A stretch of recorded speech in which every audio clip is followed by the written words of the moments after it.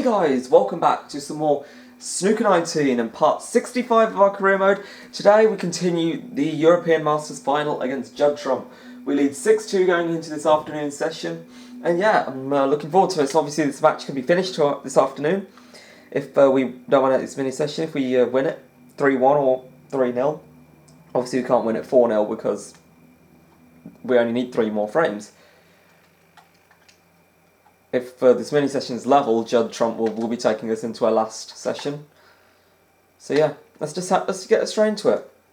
Looking forward to it. Hopefully we can press on. So 6-2 lead, pretty commanding.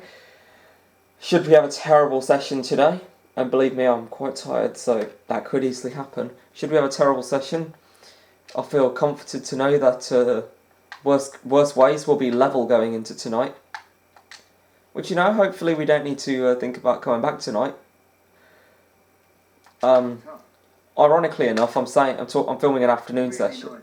Ironically enough, normally these videos come out in the evening, and I film in the afternoon and the morning. Today, this video is an afternoon video, but I'm filming pretty late at night compared to when I usually would. It's actually 10:15 at night. Obviously, maybe that doesn't sound too late. I mean, I would normally stay up a lot past quarter to 10. And this is nowhere near the time I'd normally go to sleep, but it's that's an unfortunate shot. But it's a weird time because just a weird time for playing video games and certainly making videos. Now let's see where this goes. Now we've played an unfortunate shot, one that we couldn't really vouch too much for. And these balls are not bad for Judd Trump to press home some authority in this match. I remind us that we're not over the line yet, because obviously 6-2, we still got a bit of work to do. We're not there yet. If we were 7-2, 8-2 in front, then I'd probably fancy the job. But 6-2, you know, there's still some work to be done.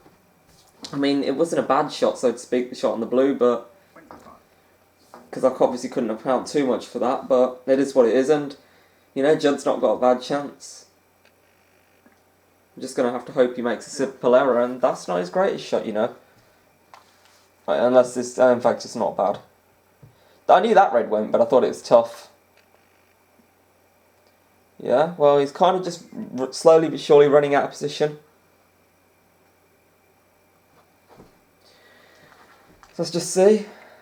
Oh, yeah, and Judd does eventually make the mistake after a break of 36, I believe, yeah. I feel like the referee said 33, but he can't have made a break of 33, because he was on 5 before that break started, and he finished it on 41, so yeah, if I do the maths correctly, that's 36. But yeah, as I was saying, the position was just kind of starting to get out of hand for him, and yeah, it could well cost him the frame if we manage to produce a good clearance here. You know, we got the balls nicely spread. Couldn't have asked for a much better spread.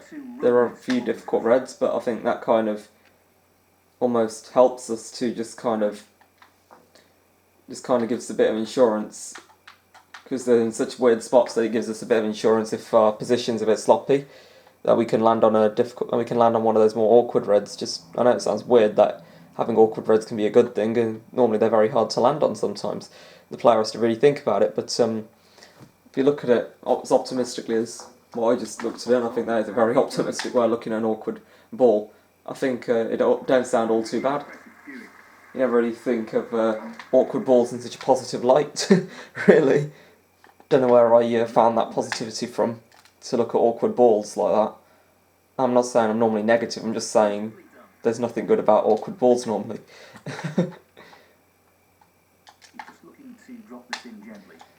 But yeah, about negativity and positivity, I think if I wasn't so positive, I may never have got to the final of this tournament. I feel in the last few rounds, I felt so proud and confident that I didn't think I could lose a match. Like, I didn't feel like Neil Robertson I passed beyond the first 2 frames. I felt really comfortable against Robertson. And after that against Robertson, I was preparing winning speeches in my head for when I won the tournament, you know. I didn't see any problem with Trump, because I thought I can beat a top player in Robertson. Trump's the same calibre of player, isn't he? As far as Snooker 19 is concerned. He's only ranked a few places higher, isn't he? I kind of expected to get Trump in the final and Robertson in the semis. I mean, it was kind of just like, it almost felt natural, even though I could have got a lot of other players, it just kind of feels so natural to get them two players, because them two just are so consistent. I'll say my time watching snooker so that's 2012 to the present day, 2021, I'd say Robertson and O'Sullivan have been the two most consistent players, because Selby and Trump have been the top dogs for what I've seen. Selby from 2014, Selby from 2013, or even 2012, all the way up until 2017, I'd say, and then Judd Trump from 2019 to present day. But O'Sullivan may have had weak spells, but not as many, but less than any other player. He's having maybe a tough time now at the game, but that's because he's getting old. He's in his 45 years old. He's going to be 46 this year. I mean, you know, to be playing that well at that age is pretty decent. I mean, I know Ray Reardon won his titles late, but they're different breed of players. Stuart Bingham, he was quite old when he won the World Championship. Not a good shot really from us though. But not as old as obviously Ronnie last year. He was pretty old when he won it. Okay, this still goes, but it's tough. But yeah, Stuart was an old man when he won. Well, I don't know about old man, but he was pretty old. Just the term old man. Oh, it just sounds like saying a really old person. I had a feeling it was right. Where the hell's the black? Well, I've left him a red. I mean, I know in real life I'd be completely happy with that. In Snooker 19, I just don't feel as secure. He didn't even look at it by the looks of it, you know. And he's left it on. But this is anything but an easy red.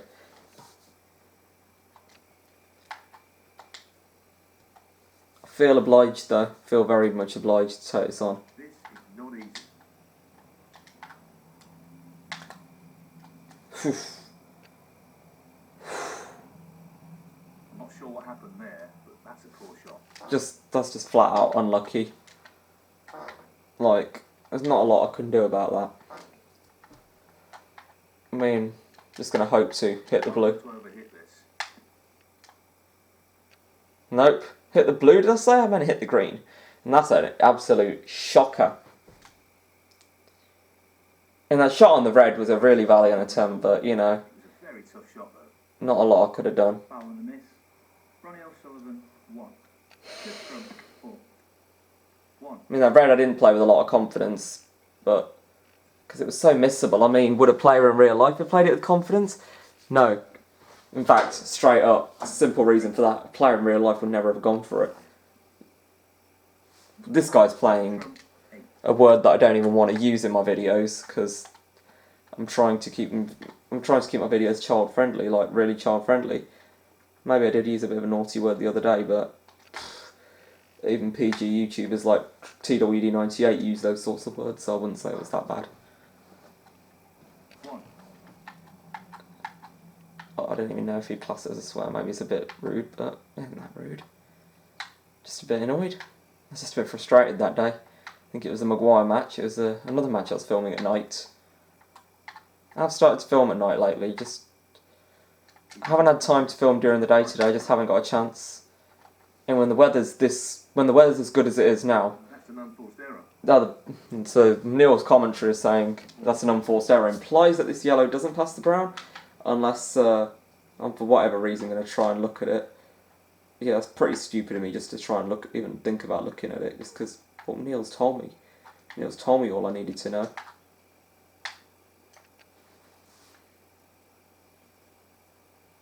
Just tried to leave him nothing on. I don't think I left him this. No. A few years ago in the Northern Ireland Open when Mark King won, I think he tried to get a snooker because he needed a snooker. He was trying to get the foul points. I think it was just pink and black on the table. Controller's DC'd, disconnected that is, if you didn't know.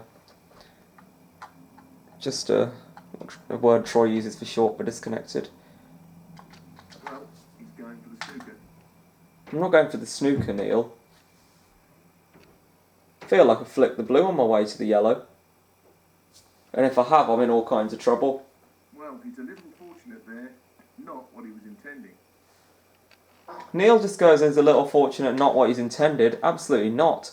That's fully what I was intending, mate. And I'd say you're just an idiot then, if you didn't know that that was what I was going for. He's playing the pot here. I really don't know if this yellow passes the green. That's really close, but not quite close enough. And Dave has hit the nail on the head, really. Close, but not close enough. It was a risk, and I've got away with it, actually. I've got away lightly. It's got to play good safety, and I could take this frame. I think you can get an element of I think it's maybe perhaps seeing an element of despeраcy from me. That I really want to win. If I've hit that yellow, which I really hope I have. Could be a really costly foul. No, I haven't hit the yellow because it's a costly foul according to Neil. Foul on the Well, Judd Trump. I'm sure I'll make me play again from this position because it's so awkward queuing. No, he's gone for it and he's missed.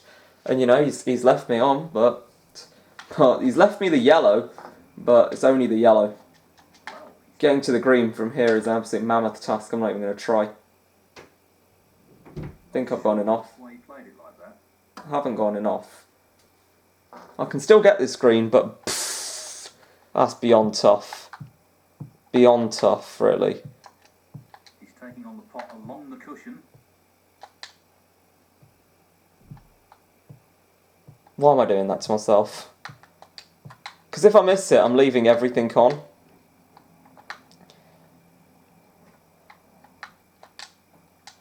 Perhaps I should have just got down and played the shot when I was on it, but I may have lived to regret it, so... If he plays this shot well, he'll have his opponent in a spot of bother. You know, that's not a bad shot there that I played. Yeah, that's pretty much decent. That's pretty good enough. So I'll take that for a shot. I'll take that, definitely. So, what's he going to do? Is he going to double it? Not what he was hoping. He's not doubled it. Ronnie O'Sullivan. So, what shall I do here?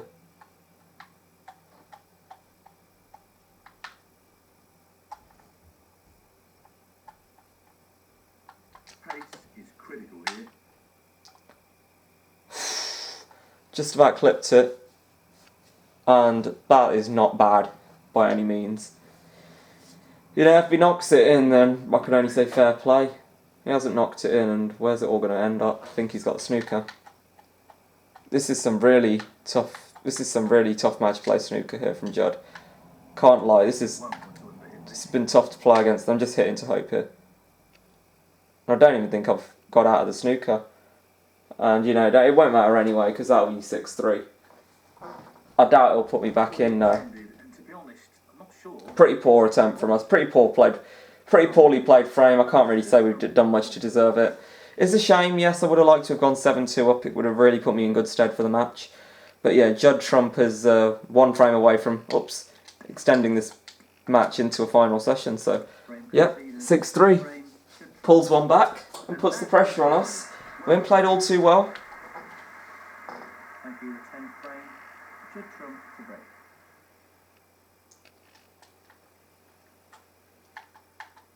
He left us red in the last frame. Well, it goes. We did get a chance in the last frame, but it was a tough one. There were tough balls, I can't exactly remember. You know, we made mistakes in that one. Some of them were unfortunate, some of them were just poor play. I'll be looking to quickly bounce back from a sloppy previous frame. Sloppy start to the second session, really, from us. Obviously, to you, this is like the third session of the final. This is actually the fourth video, but it's like the third like kind of sesh thing. But in real life, when they're playing sessions, this would be their second. This would be the beginning of the evening session, the second session. Yeah. So yeah. He's left that a little bit more tricky than he would have liked. 9. Neil said I've left it a little bit more tricky than I would have liked, but in truth, I'm just glad to not be straight on this black. Because pretty much the deal is as long as you're not straight on a ball, you can do anything. An angle means a lot in this game. And that is a favourable cannon, if ever there was one. That is a very favourable cannon, make no mistake. You know what, I think the way to test my camera angle... I know that just came out. I know that new topic just came out of absolutely nowhere. But I think the best way to test my camera angle is to try and play through the camera. But doing that on the last shot didn't do me too many favours because it caused me to miss the power bar. I'm just going to hit this hard rather than play it with stun or screw or spin or whatever. Yeah.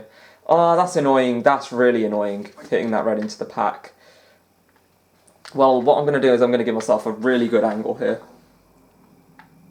I'm just going to play to give myself the perfect angle on the black to go into him. Hit the power bar pretty well, and I've left myself a pretty easy black. So I'm just going to screw into these with plenty of power. That's a good split. And Neil said that's a good split, and wow, that's fantastic. We love those. We do love to see some shots like that. So yeah, just playing down for the black again. Good work around the black spot. Very good stuff. I don't know if I mentioned this to you or if I mentioned this when I was playing real life snooker. But when Mark Allen won the World Championship, sorry, not the World Championship, when he won the Masters back in 2018, his secret to success, pretty much, if you like, was keeping in and around the black spot and tight control. That's the reason he won it, really. Having said that, we've run off a bit for the black and we can't play it again. So yeah. In the back of my mind, I know I never mentioned it, but in the back of my mind I really badly wanted the maximum break. I know I didn't mention it. I didn't want to get anybody's hopes up so soon. Because I knew there's still a long way to go. And I mean, I did well to get to 5 reds, 5 blacks. In theory, I could still try and get round for the black.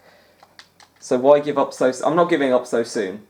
I'm not going to give up this. I'm not going to give this a maximum attempt up without a fight. Nope. That cannon on the brown has said you're not having it. But I'm nicely on the blue. Okay, barring being hampered by the cushion, which, you know, is on Snooker 19 isn't too big a deal. As long as you can play, as long as you can get on a red. As long as I'm on a red, I won't care. I couldn't care less, you know.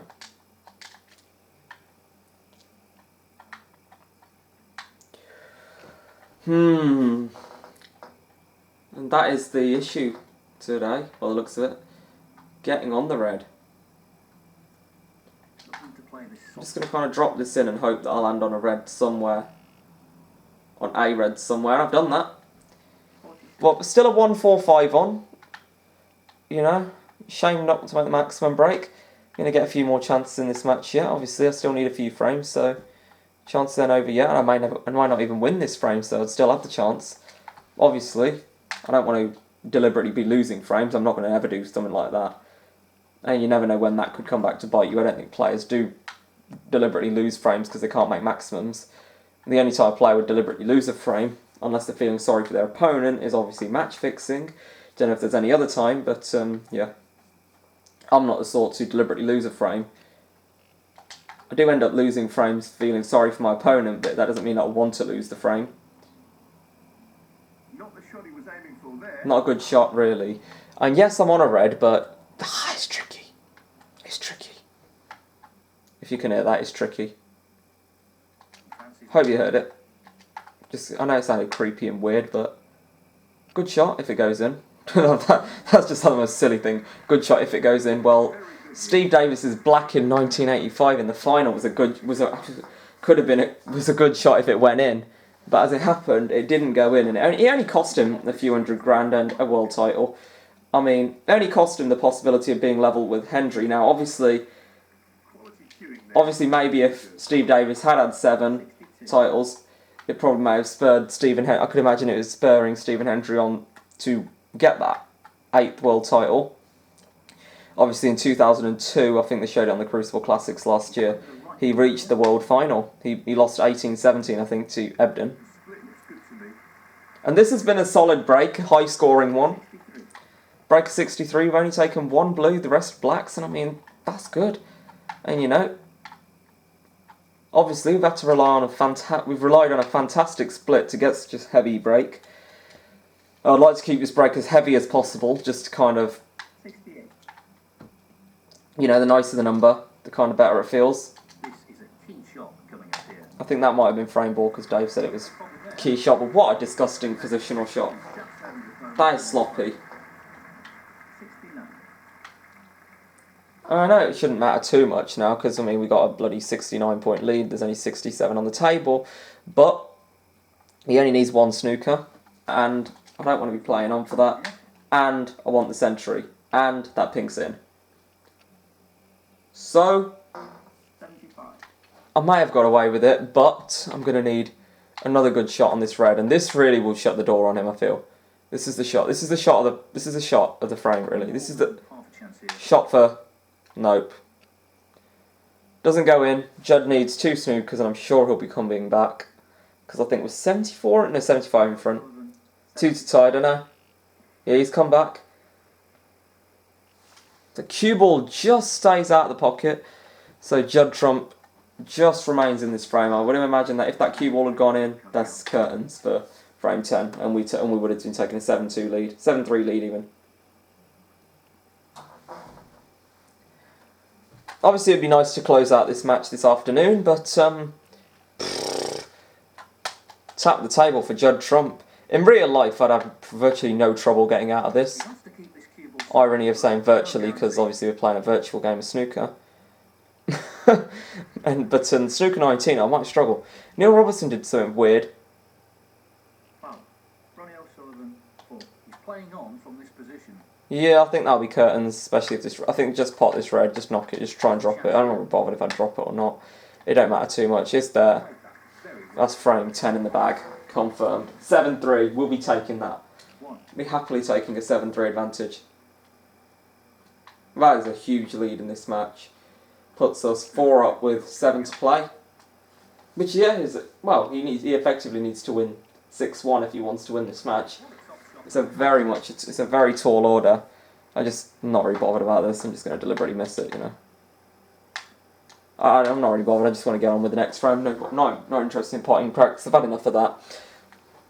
Okay, there was a break on, but not bothered.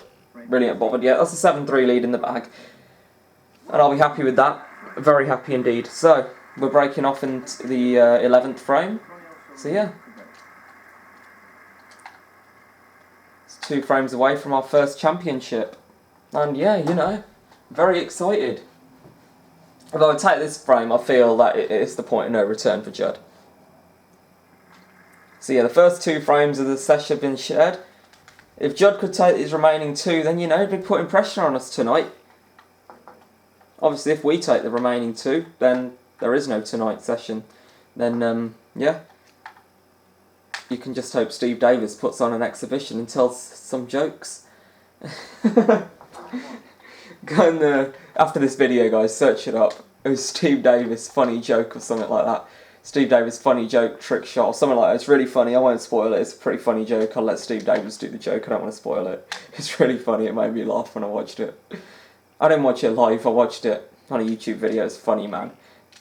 It's just such a silly joke. And you wouldn't think Steve Davis is one for cracking jokes, but it was so funny. And when he did it, the expression on his face, you realise that he's actually a comical guy. The look on his face, it was just so comical. He's just such a funny guy. And Steve Davis, funny guy, you're just thinking, are you out of your mind? Or have you seen something that weird? And it surely is the latter. I'm not out of my mind. When you see that, you'll find it funny. It was really funny, guys. No, I don't know if it's that funny, I'm just overplaying it, but it's funny. Enough said, I don't want to spoil the joke.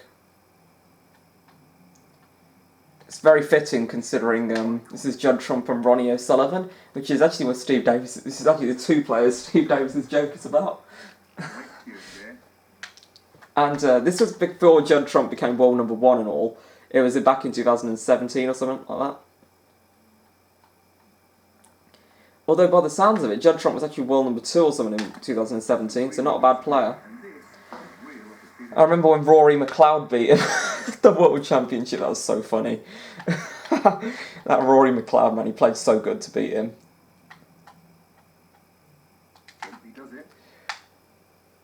Because Judd was just so overconfident going into that match. And Rory McLeod, man, I mean, just not bothered about the rubbish Judd Trump had been saying about, oh, I'm so good or whatever. he just came out and smashed him. It was so funny. And I won't forget that. It was just like, Judd Trump was so pompous, it was untrue. That he thought he was going to win the tournament. I remember it. He thought he was going to bloody win the tournament. He didn't win. He was out in the first round to a player who last season or something, or recently, I don't know when, I didn't exactly, it got relegated. I think he's been knocked out of Q School Event 1. By the time this video is published, the Q School Event 3 might well be over. I'm not entirely sure. Q School Event 1's in its early days. We've had the upsetting news this afternoon of Michael White's defeat, the upsetting news last night of Tony Knowles' defeat. I was really banking on Michael White to go through, no bets or anything, but just really wanted him to go through, just really wanted him to qualify. I mean, he's a good player. And I think in his day he used to be the world, he was one of the most exciting young players ever. But that is a terrible angle, man. That is such a trash angle. Like, I don't really know where to go from here. Like, which red do I play for? I mean,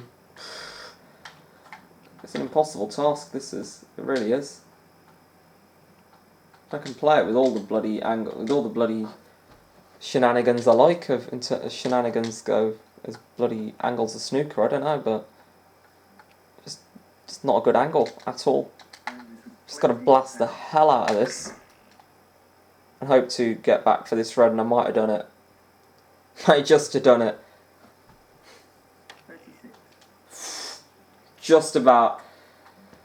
Pulled out all the stops on that one, but yeah. I pulled out all the stops and the break has not been stopped. Silly joke.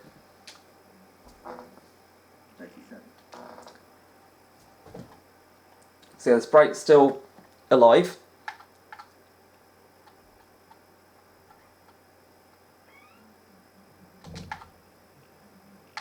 And we're just going to career into these reds here. Not bad. Main thing is we got a red. We ain't got much of an angle on it, but it's enough. It's enough to get up for the colour. And yeah, order of the day: leave yourself a good angle on the blue this time. It's bloody awful last time, and I don't think I've done all that well either. Here, yeah, I've done it. It's fine. Obviously, like I was saying before, if you're straight, you're screwed. Basically, you can't do a lot with the cue ball, and I mean, it's all right if you only need to move forwards or backwards to do a good positional shot. But if you need to have a lot of angle or something, if you need to move the balls quite badly or get the cue ball in an angle, you need an angle. And it's all about, and the bigger the angle, the more you can do. Obviously, in that blue, I didn't have a lot of angle.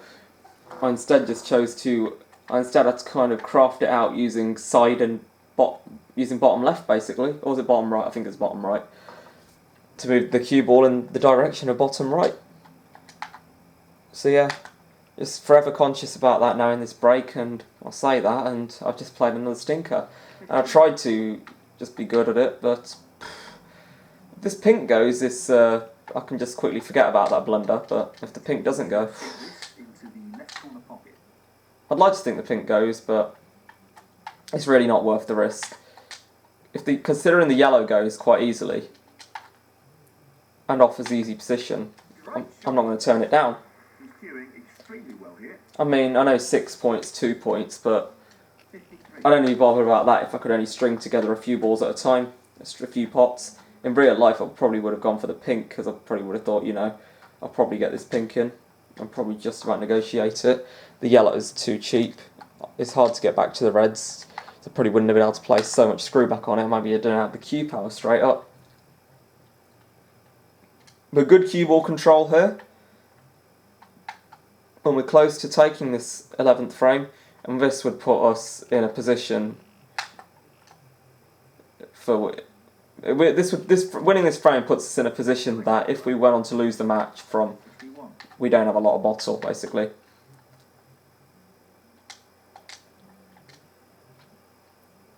And if your opponent needs... If you need a few and you've been made a comeback against...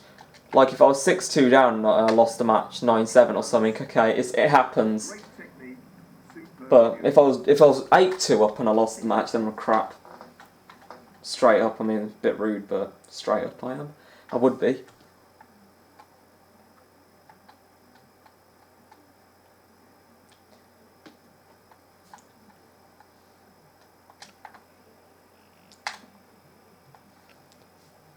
Good shot. 67. Just gonna tap this into the corner.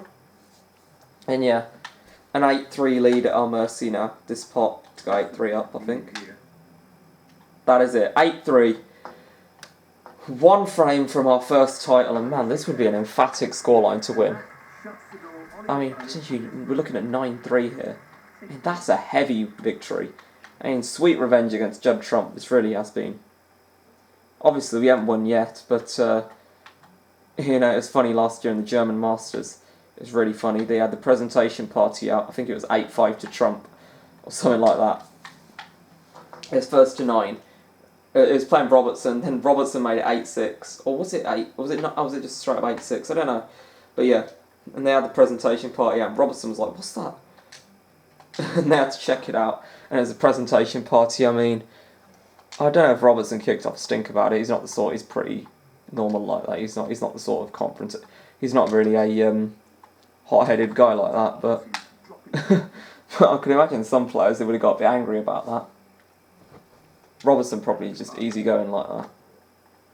Probably wouldn't have been too happy, but probably would have felt a bit insulted.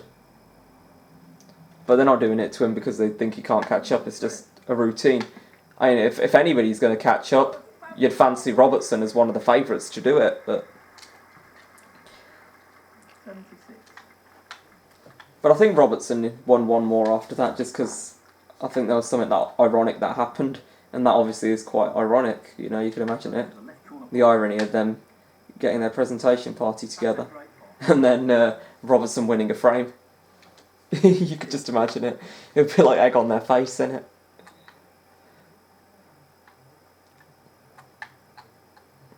So yeah, century break looks good here. Looking good for the century. Considering coming into this tournament, we just were a nervous wreck whenever we got to this point of a break. Now we can pretty comfortably close out the century. I think this is, like I said, when I was making my first one or something, or was on a good century chance, or maybe even just at another time, when I thought I could make my first century. When I made my first century, I reckoned that I'd make a hell of a lot more, and it hasn't taken me much effort to do it now. These videos, I suppose, are becoming a lot more entertaining to watch. And I'm hoping this has been a good Sunday afternoon for you, the snooker entertainment, you know. Certainly what I'd be enjoying on a Sunday afternoon. This is pretty good. 90. Good entertainment, Sunday afternoon, like I say. For you guys, obviously this is actually a Monday night for me, bank holiday Monday. Don't have school tomorrow, it's a half term. So if you're wondering, if you thought it was a bit strange that I was filming the day before school, well, I don't have school, so it's just straight up half term. So yeah, it's sort of a normal time to film. Yeah, top pot, Dave, but oh, that's perfect. That is perfect. Thought the cue ball was going to run a bit more, and I was thinking, well, it's not really perfect, is it? It's a bit awkward, if you ask me. Well, this red's still missable, but I mean, I'm not too. My tiredness is kind of getting the better of me in a way, so I couldn't really see it so clearly, almost, and not in a way that blurred vision, but just kind of like tired, can't concentrate that well. And I know it sounds ironic me saying that because I'm just on the verge of compiling a century break. And I think we have made a century break earlier in this match, but not in the second session, and certainly not in this one so far. But yeah, just one more pot for the century, and it's ironic. If it'd be a sad way to break down on 99 here, but it's a missable yellow. But it's, you know, it's for the ton. It's for the ton. This for the ton, and it's there. Good shot, and we're on the green, so yeah, a clearance on 126 is this? That'll be a good break. I think we made 136 in this career mode. It may well have been earlier in the final, can't exactly remember. But, pretty good. Nicely over the ground. 101.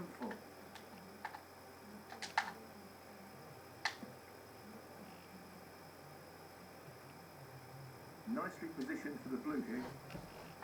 Just going through the motions on these last few balls. Okay, I'll say that, but the blue's not on its spot, but it don't really make a difference. So, yeah, it's just pretty routine. Wrong side of the pink, I think. Not that it matters. On Selby's winning clearance in 2021 this year, obviously, I mean, I can't remember his other winning clearances. I don't even know if I stayed up to watch him. I think I stayed up when he beat O'Sullivan. I might have stayed up when he beat Ding. I definitely didn't stay up when he beat Higgins. That one went on a bit late, I think. But I definitely stayed up this year. I'm a lot older now. I'm 15. I was probably only 11 back then. Probably understandable that I didn't stay up till that late. So yeah, he was wrong side of the pink on his winning clearance. I mean, he was so nervous in that frame. I didn't know who was gonna. He made a meal of that final black, to quote Captain Goodspeed. But yeah, good safety from Judd Trump, and yeah, it's just a matter of a chance now for us. A chance and just holding on and we'll be European Masters champions. Does Judd Trump, the virtual Judd Trump, have what it takes to win 6 frames in a row? Let's find out. So this is the last frame of the day. Either way, if I win it, that's the end of the match. Well, it's not the last frame of the day if Judd wins it. Actually, there's a session tonight, but the last frame of the sesh. I'm assuming it's black pot, so I'm going to try for the maximum for you guys in this last frame, because it is my last frame. It's the last one that I need, so...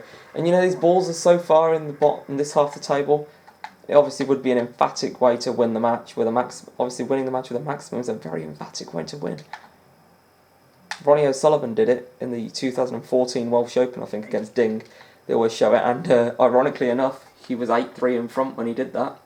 So, you know, is that a sign? Maybe. Oh, wow. It only just occurred to me now that he was 8-3 in front when he did that. They always show it on the replays and stuff. Well, or when they're showing Ronnie's maximums, he was 8-3 up, but... Just going to come off the cushion for this black. I'd leave myself an angle for these reds. Looks pretty good to me. Come up a bit short, but shouldn't matter too much. If I can screw into these packs, then this is really a fantastic chance for maximum and match and championship. Nope, but I missed the black and I split the reds. And you know, it ain't all that good a split either, so you could... Oh, yeah, I think I have left a red actually. I did leave that one. I knew I'd left that one, but I thought that was so tough that you wouldn't get it. So yeah, no maximum if we're going to win it in this video.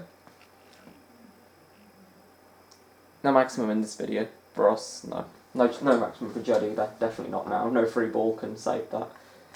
Free ball can save it if 1 red's off, but like there's three going to be 4 reds off now, so chance of a century's nearly slipped away in this frame. Well, Judd's just gone. Judd's just played a gutless cop-out really there. I feel like if he's going to win this match, he's got to go for his shots, you know. Otherwise he's just kind of... Sure, you can win 1 frame playing just hard, cautious snooker, but 6 in a row? 6 in a row normally, yes. From 0-0 to get to 6-0, yes you could, but from under pressure? It's another story. Under pressure of the title? It'd just be a matter of playing... In a real life, it would just be a matter of a player wins this frame. Just if player's 8-3 behind in real life, I think... unless they've really got a lot of self-belief. I don't really know for players, but it just almost looks like as a competitor, no offence to any players who disagree with this, but it kind of just seems that player who wins a frame from at 8-3 behind is just playing for pride and just wants to enjoy the frames. No, just wants to take it as it comes. And maybe if they got it back to 8-6, 8-5, maybe 8-6, then they'd kind of think that there's a chance that I can win this match. You know, I'm not playing too bad. Hold my nerve and this match could be mine, you know. Still got to just play well though, because then their opponent would become... Because the player from behind would have all the momentum, the other one would get really shaken up and nervous, you know. That's how comebacks happen. And you saw O'Sullivan's comeback in the World Championship, I hope. I really do. So it was a fantastic match. It was the best match of the tournament. I know O'Sullivan lost, but it was a fantastic comeback. Sullivan from 10-6 down, he played some of the best snooker I've ever seen him play. He really did against Anthony McGill. I know McGill may not sound like such a good player, but he's not a bad player, you know. Pretty tough competition for O'Sullivan. It proved too strong for him in the end. But yeah, when O'Sullivan was making the comeback, McGill was struggling. He wasn't really potting much. He came to the table and missed easy shots. And I think that was just the effect of O'Sullivan dominating the match, dominating the session and potting all the balls. I think that's what enabled O'Sullivan to get back into it. And then the tables... But I think at the moment Ronnie messed up. 11-10 in front, leaving McGill a chance to get his hand on the table and potting balls. And he did that. A good break. Then McGill makes a century a couple frames later. The decider, I remember watching it, O'Sullivan had first chance. I mean, as an O'Sullivan supporter, I should be jumping for joy thinking O'Sullivan's won because, you know, he's such a good player, but I was just watching that break from O'Sullivan and the decider thinking, he's playing so well. Under pressure, there is so many places he can go wrong. And there came a certain point I thought, you know what, Ronnie's playing good, he won't miss now. He's done the hard. Because I just thought he'll miss an easy shot. And he missed what I'd say was a fairly tricky shot. Maybe if it was frame 1 or something, it would have been no pressure. And when I say frame 1, I don't mean frame 1 at the shootout. I mean frame 1 at just a normal tournament. Like, preferably not the Pro Series either. Preferably just frame 1 where the match has got a decent length, like a best of 11 or something. Maybe best of 7 might be enough, but I don't know. But yeah, just a non-pressured... But under no pressure, it's probably an easy enough red. But under loads of pressure, like Sullivan was, it was just missable. And you could tell O'Sullivan was upset and he wanted to win the match by the way he thudded his cue after he missed that shot.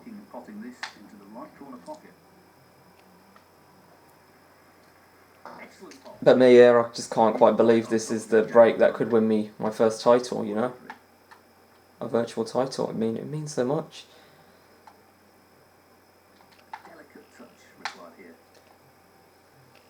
From rags to riches in Snooker 19, pretty much. Well, I actually started at the top, so not really true, but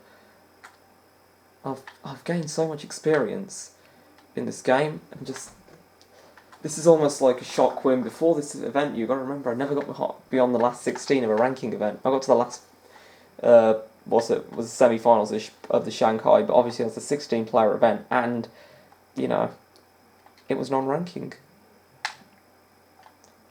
So this is kind of an important... This is almost like Jordan Brown at the Welsh Open this year, or Yan Bingtao at the Masters. Or even Andrew Higginson at the Welsh Open all those years ago. Not when I watched it, but heard about it, reaching the final. Coming back from 6-2 down to lead Robertson 8-2. And narrowly missed out on the title. But you know, Chow Yipeng, if you remember, in the 2017 Scottish Open, I think, just one ball away from winning the title at one point. Mind you, it was an extremely tough black. And it kind of led the match to a decider, and you know, Robertson wasn't going to lose from that point, really. Then there was the 2017 Northern Ireland Open. Williams versus Yan Bingtao. And Yan Bingtao, he looks set to become the youngest ever ranking event winner, but he messed... I can't remember how he messed up, but he looked good in that match. And then, of course, there's the 2016 Northern Ireland Open itself, Mark King, which I think I might have mentioned earlier in this episode. But yeah, we're just not many. We've won this match, really. I actually haven't got much time to film left. But yeah, shame I couldn't finish out with this entry, but, you know, trophy ceremony and the whole winning experience. So yeah, we win the match by 9 frames to 3. What an emphatic score, and that's pretty much what I was aiming for. 9-3, pretty much pinpointed that scoreline. But yeah, that was emphatic. 9-3, I'll take that. So we played 12 out of 17 frames, I'd say fairly emphatic. Highbreaker 126. I got 801 points, meaning Trump got 392 points. So let's take my trophy.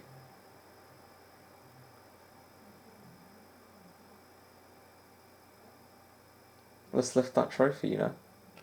There we go. European Masters Trophy 1. So we are the champion. 2019 champion. Well, it looked more like 2017 event when I was playing it. So I get a light blue bow tie, a charcoal and blue waistcoat, and a light blue shirt for winning that. And yeah, I'm the champion. I get 76,500 pounds and ranking points. I'm a champion. I made a break of 136. It doesn't help me in my world rankings, but I'm sure it will in the 1 year list. So let's just take a beautiful look at that trophy cabinet, and there we go, the European Masters we have secured a victory for.